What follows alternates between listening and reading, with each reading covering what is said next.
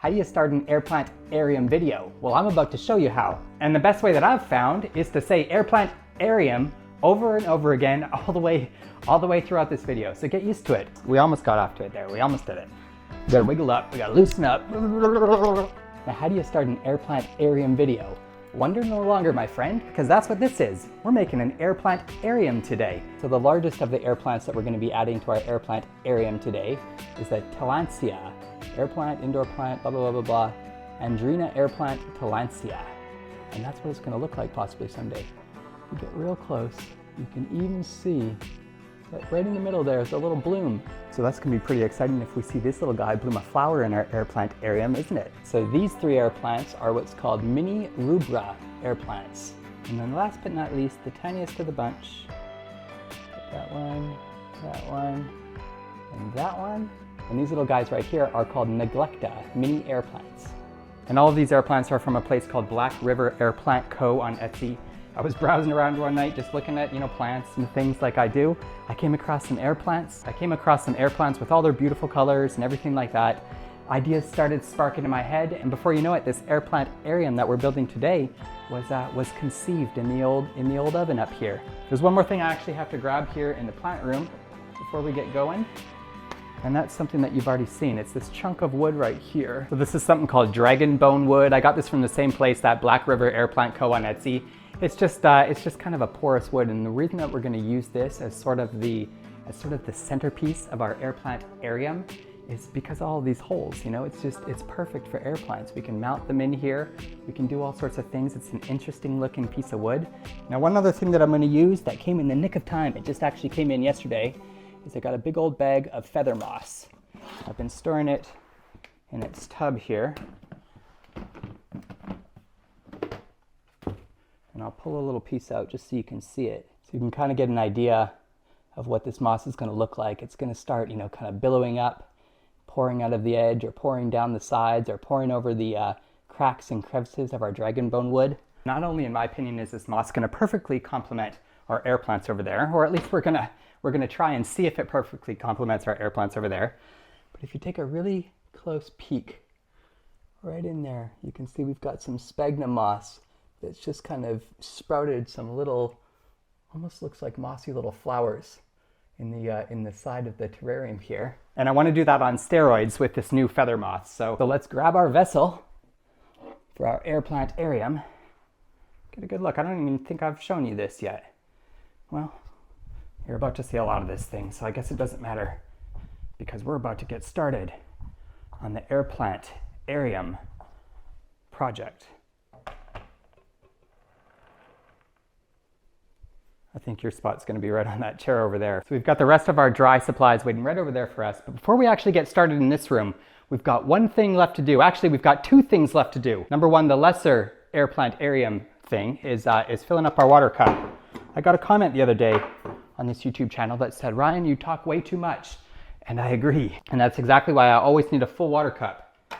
Because believe it or not, it ain't easy talking this much. Did you like that little wink there? Should I do another one? Because believe it or not, it ain't easy talking this much. Now we got that taken care of. The more Plant-arium thing that we have to do is we're actually going to head out to the garage right over there for just a moment, well, maybe a few moments. I don't know how long it's going to take. But we're not just going to stuff this big old chunk of dragon bone wood in our little Plant-arium down here. In fact, we could throw a little bit of substrate down there, and this Plant-arium could be done at this point. But we're not going to do it that simple. Of course, we're going to take a little bit of the more difficult approach. And what I want to do with this piece of dragon bone wood is I want to take advantage of the boxy look. I don't want to try and hide the boxy look of the Plant-arium in this case, but rather I want to accentuate the boxiness of our Plant-arium. And to do that, what we're going to do is we're going to take our dragon's bone wood here, and I'm going to saw it in half. So the garage is a bit of a mess, but hey, I've been playing with nature and things like that. I haven't had time to clean this place up yet. The hardest part of that is that I don't really have the proper tools to hold this thing in place. I wish I had some sort of a clamp or something. But, you know, that might be another reason to begin converting this garage into a workshop arium. Did I just say a workshop arium? Because my friends, that sounds like a, not only does that sound awesome, that sounds like a possible, not only one future project, but that sounds like a possible many future projects. My suggestion is don't do this. It's too hard. I don't know why I keep hand sawing. I'm gonna vow in this video to never hand saw again. Because enough's enough, right? I can basically feel it. I've got to be getting close. It's got to be almost at the end. So I move back up on the table, even though the floor was definitely the place to cut this. Come on, baby. You're so close. I can feel you opening. We're so close. I'm sick of talking about it, to be honest with you. It's getting annoying. And I just want to be done.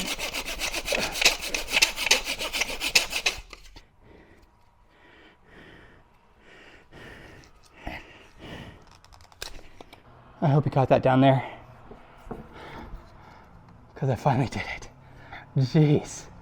Look at all the, you can see the pain of my hand sawing, not only in the sweat on my face, but also in the lines all over the back of that wood. But the good news is, I mean, we've got us a nice, smooth, almost flat piece of wood. And the last cut's going to be even easier than the first, because we're going to go with the natural organic approach on this one. And we're just going to cut this one just like that. I hate you down there.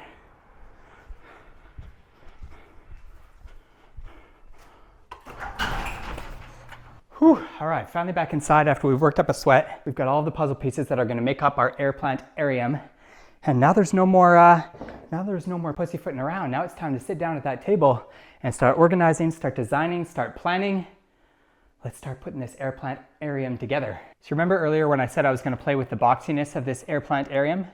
Well, this is sort of what I meant by framing all of the individual, sides here, not necessarily trying to hide the fact that this thing is a rectangle, but sort of accentuating it. I want to be able to look down into this little box, this little scoop of nature, and I want whoever is admiring this thing to really feel that symbiotic relationship that exists between them as the person who's observing this little box of nature, and me and you as the people who are actually putting this thing together and creating this. It's that symbiotic relationship, and it's that symbiotic relationship, our design sense, of course, nature's beauty in all of its organic forms, like this dragon's bone wood in here, and all of the varieties of moss and the air plants and things that we're going to be using. So it's the two of us that are going to be working together to create an Plant-arium worthy of not only sitting on our shelves for us to admire, but worthy of potentially inspiring many other people to make their own little boxes of nature for their bookshelves. We need to find a way of taking advantage of these glassy, boxy sides, and we need to find a way of adhering this wood to our Plant-arium. And fortunately, I've already figured out the way. I'll share it with you right now. We're going to use some black aquarium silicone. Why black, you ask? Well, it's because it's what I had. Let's take our silicone and just add a nice, healthy squeeze all up in the middle of this thing. We don't want it to shoot out the sides. Not that we can't wipe it off, but just keep it in the middle. It'll be a lot cleaner for you. Okay, I'm a little shaky because I'm a little nervous. Let's get this thing in place. It's not like we can't kind of squish it around afterwards, but I just don't want to make too much of a mess, I think we'll put it right about there. Now I'm not sure if this is going to work, but let's see if we can't stand this up. Okay. Yeah. There we go. So it's holding on pretty good. I mean, we'll be working on the back for a while, but I just wanted to make sure because we're going to do the side pieces. And that's what we got going on back there now. Just a big old glob of black aquarium silicone. Now our last chunk, our kind of skinny long piece right here, we're going to put right in here on the other side, except for this one. I want to go right to the top. Right in the center. There we go. Give it a little squeeze on there. I think sawing those pieces of dragon's bone wood was absolutely worth it. Now that I'm getting a good look at them on the side of our boxy air plant-arium. Before we go any further, we've got to do something about all of that empty space between our wood chunks in there. And if you've seen any of my previous terrarium builds, you know where I'm going with this. We've got to get our fingers a little bit dirty. We've got to use some clay, some peat moss, and some water. Because now we're at the part of the video where we have to make some sticky mud. And what's our sticky mud going to be used for? Well, of course our sticky mud is going to be used to kind of fill in all of those cracks and crevices between the wood chunks. It's going to allow us to adhere moss all over those walls. It's going to allow us to fill in our air plant-arium and make it look like that little slice of nature that we were going for. And I'm going to do something a little bit different than all of the, air plant terrariums I was trying to find online to inspire this project. Again, they always seem to have this sort of like this desert feel to them. And that's not my style. My style is like a magical mossy forest. That's how I describe my style. Should I get you a close-up of this mudding while we're doing it here? You're gonna have to painfully just watch this whole process because my hands are now too messy to operate the camera. Uh-oh. We've got a piece of fallen wood in the air plant-arium. Don't worry, as soon as we get done with our mudding, we'll get over there to fix it. It must just need another dab of good old-fashioned silicone. Mud. Now earth. We've got a problem. One of our woods have fallen off of the side of the wall. We'll get it out.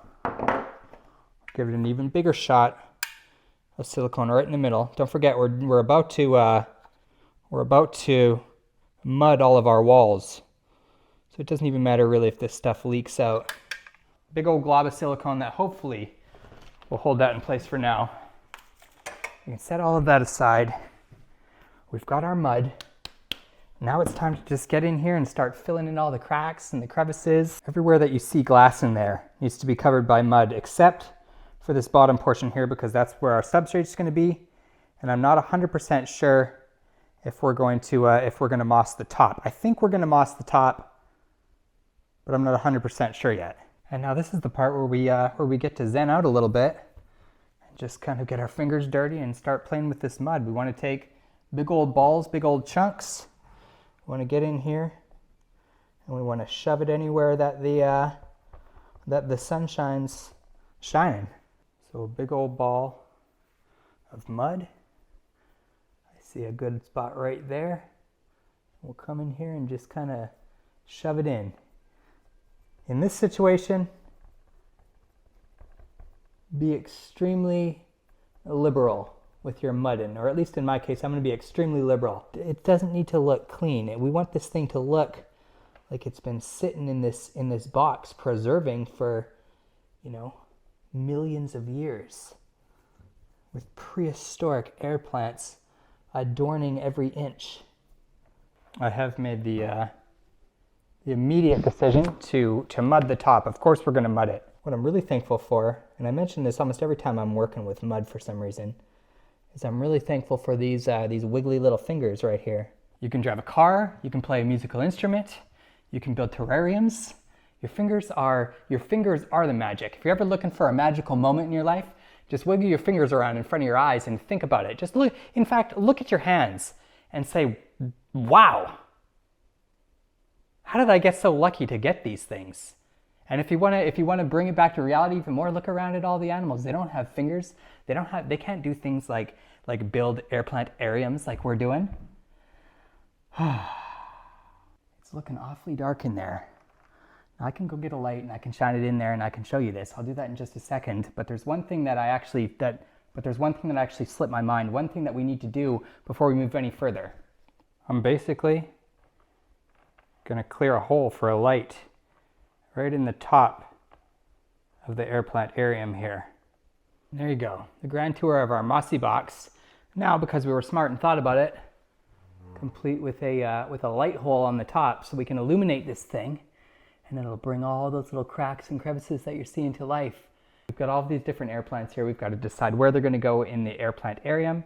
And then after we've done that, we're going to fill in all the rest of the cracks and crevices with our feather moss here. And after we've done all that, well, then it'll be time for the substrate. So we still won't be done the project, but it's going to be looking an awfully lot more alive. The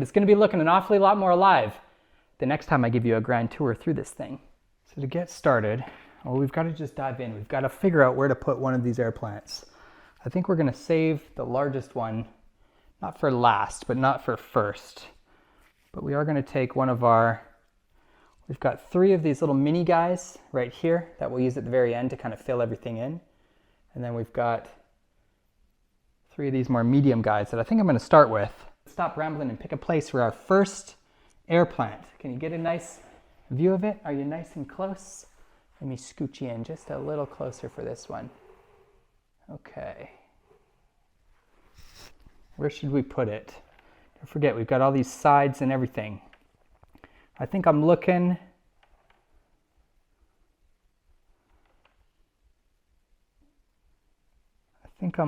right at that corner, right there maybe. Maybe we'll just get one in there and see what happens with it. Just kind of drive that right in. When you're designing anything, I've got 2 rules that I live by. Number 1, I always work in odds. So I work in 1s and 3s and 5s, never even numbers. So I've got 3 of these little guys.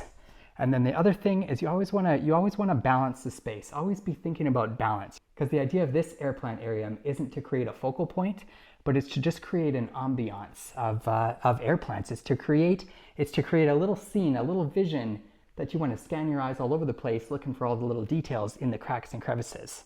This big one, I don't think we're actually going to stick to the wall. I think we're going to have it sort of sitting right down in the bottom corner here on top of the substrate. So maybe let's just take one of these little mini guys, put it where we had just placed that other one, just to sort of get something up here. And then you know what other design rule I like to live by? Take a break once in a while. Take a break from the air plants, set these things aside for a minute, let everything that we've already got done start marinating in our heads and everything like that. And we'll find something to do in between. Maybe we'll do some mossing. Maybe we'll fill in some of these areas that we know aren't going to be occupied by air plants with some deliciously ticklish moss, feather moss. I haven't quite decided if saying air plant-arium the whole time is going to be so super obnoxious and annoying. But you know what? That's what this thing is, isn't it? It's an air plant-arium. You give it a try. If you haven't said it yet, you might even pick yourself up some of your very own air plants and all the other ingredients you'd need to make your own air plant-arium. And not to mention, part of the reason that I enjoy doing these projects with you specifically is it's all the incredible thoughts that come to your brain, that bubble up to the brim of your noggin when you're doing this kind of stuff. Anything kind of repetitive, monotonous. I also go for a long walk every morning. I achieve the same effect. And to be honest with you, kind of finding that Zen zone where you're not really thinking anymore. Like right now, I'm not really thinking about what I'm saying. I'm just kind of saying what comes to my head. And that right there, that state of mind is where I find my creativity anyways. And it took me a long time in my life to actually find how to even achieve that state of mind. It started by getting into, spiritual things like meditation and all that sort of stuff. And then, pretty quickly what that taught me was, that I don't need to sit there and meditate for an hour to basically just train my brain. And then basically what all that taught me is that I don't need to sit there and meditate for an hour or 2 hours or any length of time. I don't actually need to do anything specifically, but I could just kind of train my brain to live in that constant now state of mind. And of course I don't always live there. Of course I'm just a regular person just like everybody else. But when you achieve to live that way and to look at life that way through the eyes of just kind of enjoying something for enjoying it, because it's something that you're doing in the moment. Just like we're getting to play with our fancy feather moss here. We get to feel it tickle all over our fingers. We get to watch this Plant-arium come to life.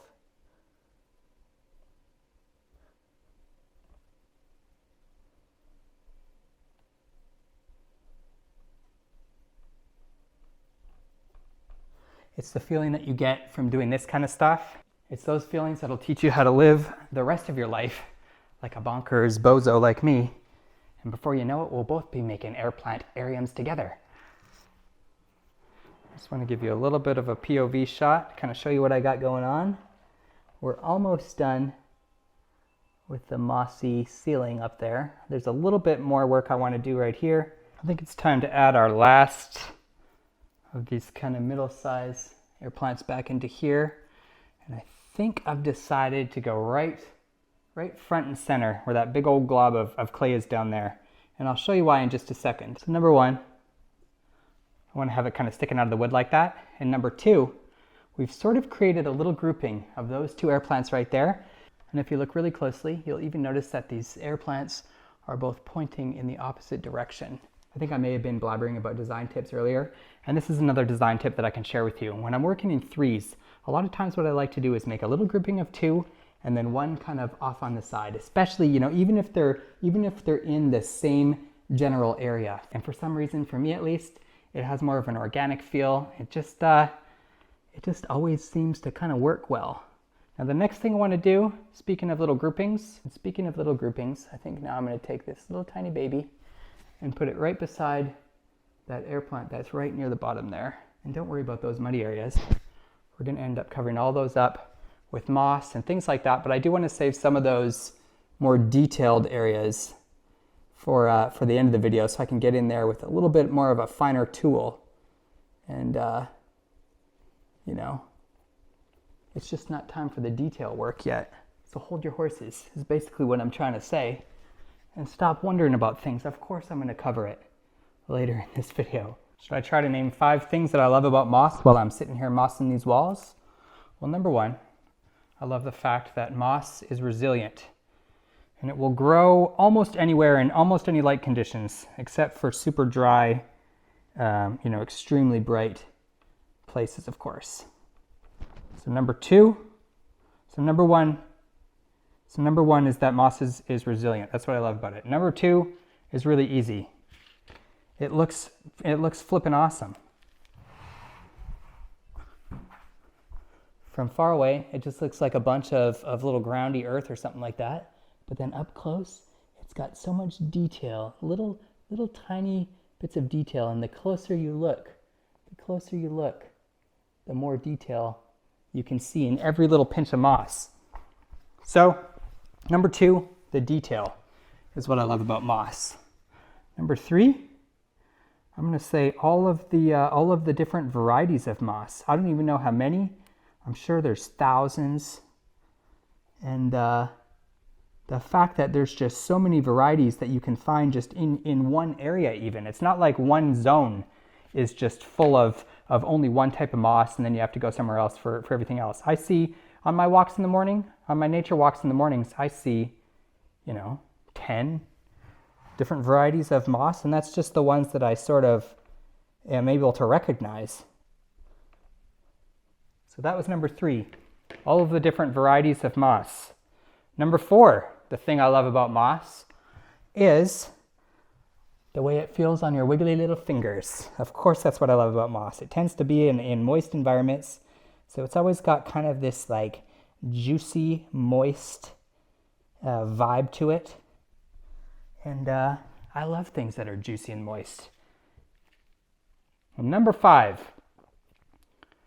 I need to think about. What's the best thing I like about moss? I think I might have given away the best thing that I like about moss. I know what my favorite thing about moss is. And I'll show you in just a second. And number 5, my absolute favorite thing about moss is its humble attitude. The fact that it just wants to fill in all the cracks and crevices. It wants to be there, it wants to, you know, bring attention to the party, but it doesn't want to steal the spotlight. It just wants to enhance the spotlight. It's a humble plant, it's resilient, it grows in all the cracks and crevices. It fills in all of the things that we don't want to see in our projects. And it's just overall the perfect little plant.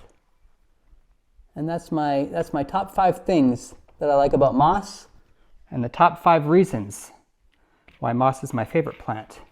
But who knows, after this, maybe I'll be adding another plant to my favorites list. And maybe that plant will be air plants. And before we move any further, although believe it or not, we are quite trucking along here. Before we move any further, I want to put our last two air plants in here. And I'm going to place this one right in that back corner up there. So I need to get a glob of my mud just to kind of give it something to sit into. I'll shove that right in there. Give my fingers a little wipe so I don't make a mess. We're going to do the same sort of thing on this piece of wood right here, just because I don't really have anything on that piece of wood yet. And we don't want a whole lot right near the front of the door. But what we do want is something. I am pretty much digging the way that all this is coming together so far, but we're not done yet, because there's still a lot of gray, muddy spaces that I'm seeing that need to be filled in with moss. But instead of sharing all that with you, I think we've reached the point of the video. I think we've reached the point of our air plant-arium build where I can just snap my fingers and the rest of the mossy wall will be done, because we've still got all sorts of exciting things left to do in this video. Ta-da! Although you probably can't see the difference. Let me give you an up-close shot so you can. We've still got a little bit of bits and bobs in there that need to be filled in, specifically behind the plants and in some of the cracks and the crevices. But I've cleaned up a little bit of the wood. I've got moss in all the major areas. We're going to save the rest of that detail work for the last step in this air plant-arium build, because now it's time to jump into the base here. We've got to build a substrate for this thing. Now for our substrate, or our base layer on this air plant-arium, we've got a couple different ingredients. As usual, just some clay pebbles, or you can use gravel or whatever thing you want to use. It's always good to put a drainage layer on the bottom of your terrariums, just to have a place for the water to kind of seep and sit down into and contribute back into the humidity of the terrarium, you know, rather than soaking up in all of your soily substrate and creating just a mucky mess. And now let's set this aside. Put our little air plant right in front of it, because now we're going to talk about the soil mixture that's going to go into this thing. So primarily, it's going to be this. It's going to be peat moss, just dry sphagnum peat moss. I use this for almost all of my projects. I use it in all of my houseplant soil. I used it in my big clay fern forest. I used it in all of my terrariums. And now, of course, we're using it in our air plant-arium. So we'll put just a bunch of peat moss in our bowl here. Now, next thing, I'm actually going to walk up to you to show you. I got this dry sphagnum moss from a place called the Plum Blossom on Etsy. And the thing that's just most noticeable, you can't really tell because I've been saturating it in water, but it's just so clean and beautiful, and so much nicer to work with than the previous sphagnum moss that I was working with.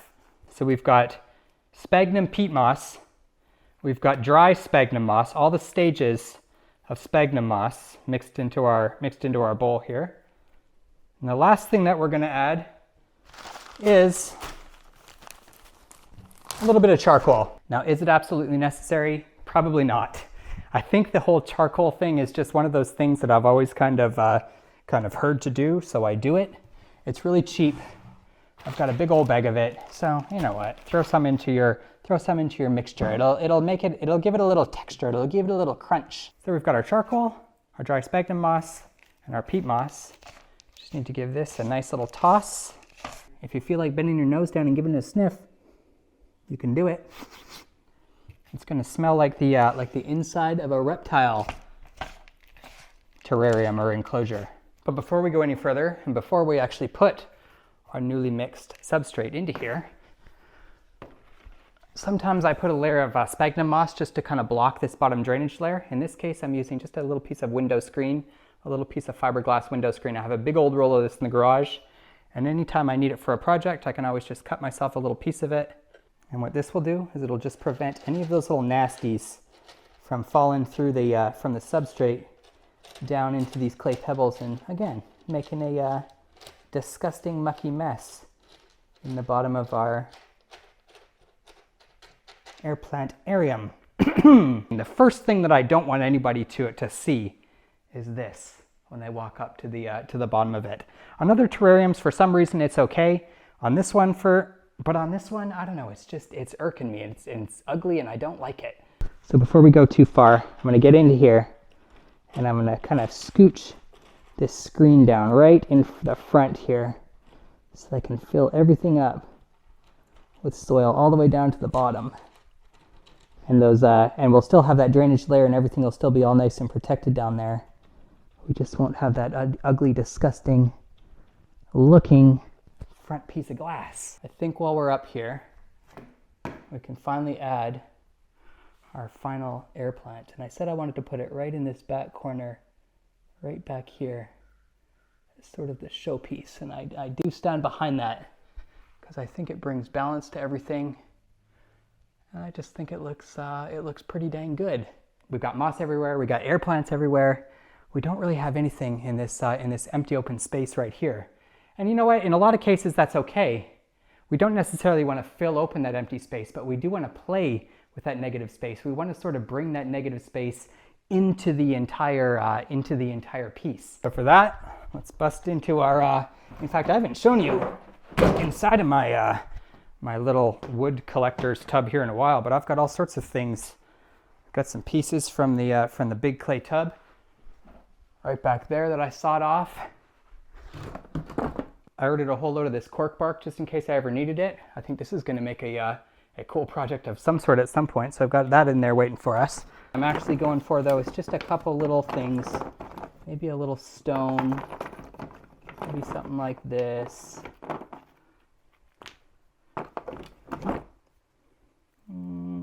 Maybe something like this would be cool. This would actually kind of go well with the dragonstone wood, and I'm pretty sure this is dragonstone rock, so that might work. Could take this round stone here.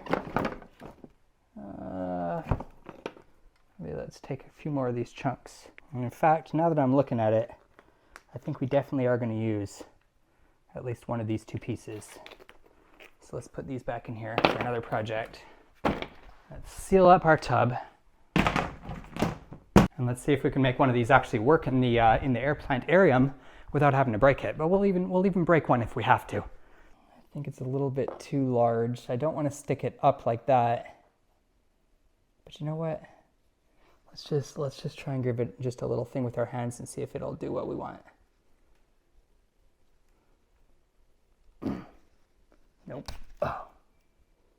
Got it. Okay. Well, that's a little bit more manageable, and at least I didn't look like an absolute weakling. I was able to break the stone on my own flippant video. Thank the heavens.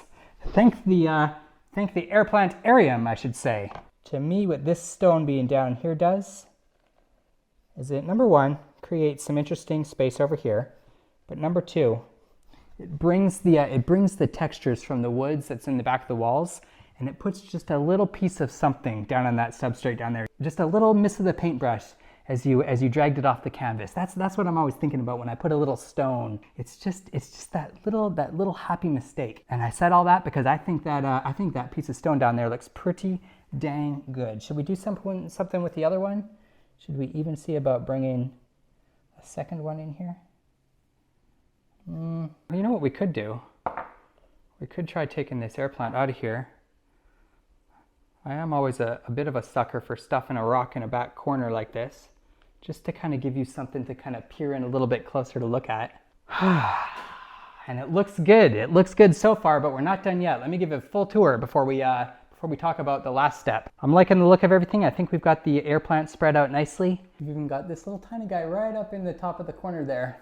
And don't forget about our magnificent little light hole. I'm so proud that I remembered to actually put that thing in there, but not as proud as I'm going to be when we actually put a light on top of this thing and we watch everything glow to life. But that's one thing that we've been missing in this air plant-arium so far is, yeah, I've got a light shining on it back there, but we don't have a light just illuminating this thing, bringing all of those little cracks and those crevices. The reason that we used that dragon's bone wood in there, the reason that we threw these little rocks in here, the reason that we're building an air plant-arium in the first place is going to be to see this thing come to life. And I sure hope it's worth it when we actually do that, but we've got one thing to do before that. Like I've always said before, there's always one thing before the final. That one thing left to do now is simply the detail work. And for that, I'm going to use my trusty tweezers, but not only just so I can tweeze things. In fact, I'm probably not going to be doing a whole lot of tweezing at all. What I really want to use these for is that pointy little end. You'll see how useful it actually comes in here. But what we really want to do is we want to take a little piece of moss like this.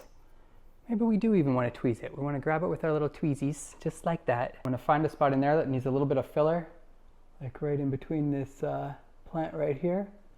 And then we just want to use our tweezers to go in and take care of those little details. Even these things like how this moss is kind of coming down on top of that plant there. This is the part of the project where you want to look, you want to see all the little spots that you missed. You want to even take the end of your tweezers here and kind of smoosh some stuff around. You know, open up some of those cracks and crevices that we've been talking so highly of by just stuffing all of the mud and the moss that we've been working with down into there to expose even more of those cracks and crevices again.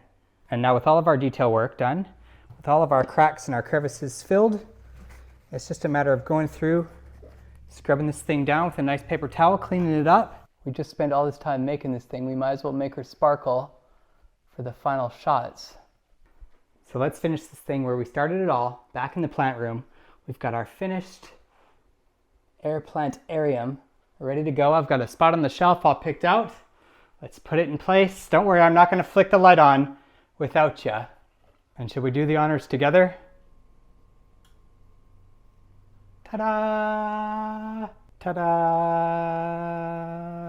Now that, my friends, is what I call an air plant-arium. So how about one last final tour, just to seal the deal while we're working on this thing here.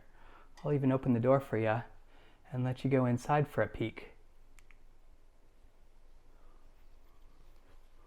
Could also take the opportunity to do a little bit more primping and primping. And now the only thing left to do is to sit, to watch this thing grow, to hopefully maybe see a bloom on one of these air plants.